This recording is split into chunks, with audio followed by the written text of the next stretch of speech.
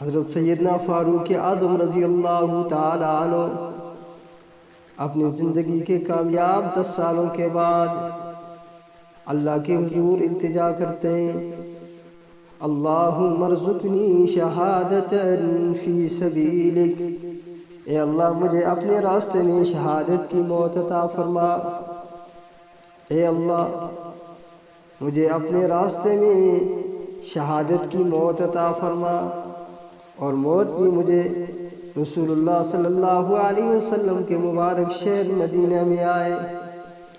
یہ شہادت بھی تو سب کو حاصل نہیں ہوتی۔ سیف اللہ خالد بن ولید رضی اللہ تعالی عنہ زندگی کے آخری لمحوں میں بستر عدالت پر اشک بہار نظر آئے، دیوار کی طرف منہ کر کے روتے ہوئے نظر آئے۔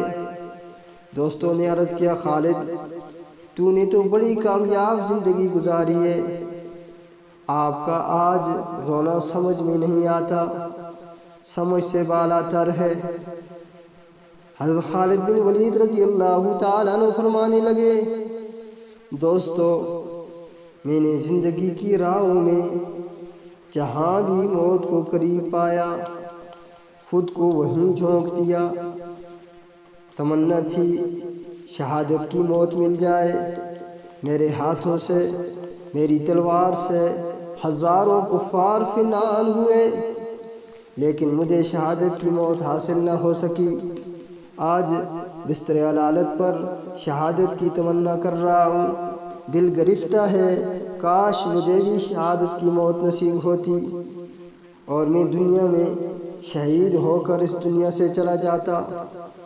جنگ یرموک پہ حضرت خالد بن ولید رضی اللہ تعالی عنہ نے ایک مرحلے پر جب گزرتے ہیں، جنگ ختم ہو چکی ہے، شہداء کی لاشوں کی طرف آئے، حضرت اکرمہ بن ابو جہل کی لاش دیکھی اور اکرمہ کے بیٹے عمر بن اکرمہ بن ابو جہل، ابو جہل کا پوتا، اس کی لاش کی طرف دیکھتے ہیں اور دیکھ کر وہیں بیٹھ کے ایک زانو پر حضرت اکرمہ بن ابو جہل کی لاش رکھ دی، دوسرے زانو پر اس کے بیٹے عمر ابن اکرمہ کی لاش رکھ دی، اور ان کی زلفوں سے خاک جھاڑتے ہیں، ان کی زلفوں کو صاف کرتے ہوئے فرماتے ہیں، ابو جہل کے بیٹو آج تم خالد بن ولید سے بازی جیت گئے، آج تم خالد بن ولید سے جیت گئے ہو، اور یہ تمنا ظاہر کیے پھرتا ہوں، میری یہ آرزو ہے کہ مجھے شہادت کی موت مل جائے، لیکن آج تم مجھ سے بازی جیت گئے۔ میں شہادت کی تمنا میں ابھی تک آرزومند ہوں، بے قرار ہوں، جو شہادت مجھے حاصل نہ ہو سکی وہ ابو جہل کا بیٹا حاصل کر رہا ہے اور ابو جہل کا پوتا حاصل کر رہا ہے، ذالک فضل اللہ یؤتی من یشاء۔ میرے عزیز دوستو، فاروق اعظم کی دعائیں اللہ کے حضور شرف قبولیت سے نوازی گئی۔ سیدنا فاروق اعظم کی دعائیں اللہ تبارک و تعالی نے قبول کر لی۔ اللہ تبارک و تعالی نے فرمایا، عمر آپ نے 2 دعائیں مانگی، ایک یہ مانگی، اللہم ارزقنی شہادتا فی سبیلک، اے اللہ مجھے موت شہادت کی ملے، دوسری یہ مانگی کہ مجھے موت مدینہ میں آئے، تیسری آرزو جو تم نے ظاہر نہیں کی وہ ہم خود پوری کر دیں گے، تجھے سلائیں گے بھی رحمت عالم صلی اللہ علیہ وسلم کے قدموں میں، یہ تیسری آرزو ہم خود پوری کر دیں گے۔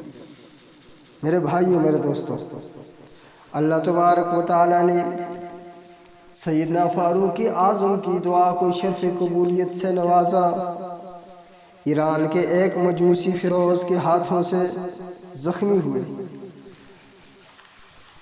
نماز فجر کے عالم میں پہلی رکعت میں ابھی آغاز ہی تھا، کھات میں چھپا ہوا فیروز زیر میں بجھا ہوا خنجر لے کر امیر المؤمنین سیدنا فاروق اعظم رضی اللہ تعالیٰ عنہ پر حملہ آور ہوا۔ سہونی لاوی نے، یہودی اور عیسائی لاوی نے فاروق اعظم کے دور خلافت میں فتوحات کا سیلاب دیکھ کر کہ فاروق اعظم کی فوجیں جدھر جاتی ہیں فتح و نصرت سے ہمکنار ہو کر واپس آتی ہیں، اگر یہ دور ذرا بڑھتا ہے تو عیسائیت اور یہودیت کا نام ہی ختم ہو جائے گا۔ اس منصوبے کے مطابق، اس سازش کے مطابق مجوسی فیروز نے فاروق اعظم پہ حملہ کیا۔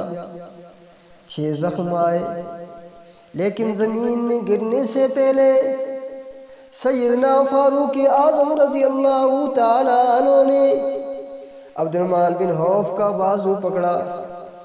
ایک ہاتھ زخموں پر ہے، دوسرے ہاتھ سے عبد الرحمن بن عوف کا بازو پکڑ کے مسلح پہ کھڑا کر دیا۔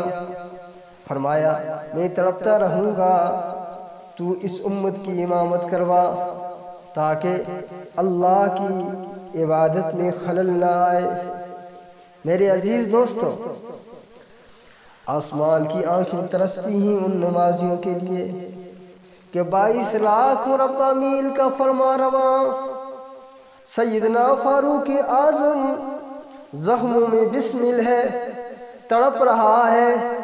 رحمت عالم صلی اللہ علیہ وسلم کے غلام اللہ کی عبادت میں محو ہیں، اللہ کی عبادت میں خلل نہیں آنے دیتے۔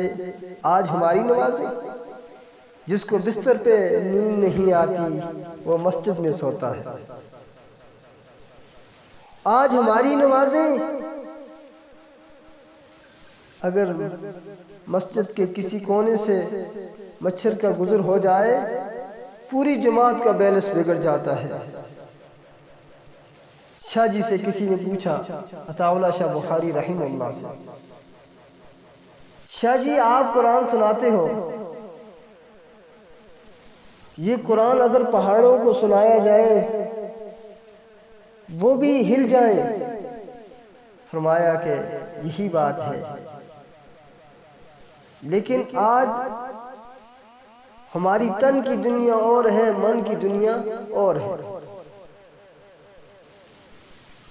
شاہ جی فرمایا کرتے تھے، یہ وہ ہیں کہ جو شاہ جی کا قرآن سن کر اونگتے ہیں اور طوائفوں کے گانے سن کر جھومتے ہیں، قوالیاں سن کے جھومتے ہیں اور قرآن سن کر اونگتے ہیں۔ آج ہمارا بھی وہی حال ہے۔ میرے عزیز دوستو، آسمان کی آنکھیں ترستی ہیں ان نمازیوں کے لیے کہ کاش اس طرح کے نمازی ہوتے جس طرح سیدنا فاروق اعظم کے دور میں نمازی اپنی نماز ادا کیا کرتے تھے۔ اب فیروز نے بھاگنا چاہا،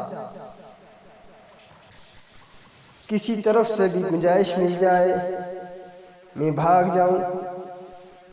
اس نے بہت کوشش کی، پر صحابہ اکرام کی جماعت سیسا پلائی دیوار کی طرح کھڑی تھی۔ اس نے 6 صحابہ کو زخمی بھی کیا، پر کچھ نہ ہو سکا، راستہ نہ ملا، اور بالآخر اس نے اپنے آپ کو خنجر مار کر جہنم واصل کر دیا۔ میرے عزیز دوستو، وہ مجاہدوں کی صفیں تھی، مجاوروں کی نہیں تھی۔ وہ آستانہ پرستوں کی صفیں نہیں تھی، خدا پرستوں کی صفیں تھی۔ وہ ضمیر فروشوں کی صفیں نہیں تھی، سرفروشوں کی صفیں تھی۔ کسی طرف سے اس کو بھاگنے کا موقع نہ ملا، وہی خنجر اپنے آپ کو مار دیا۔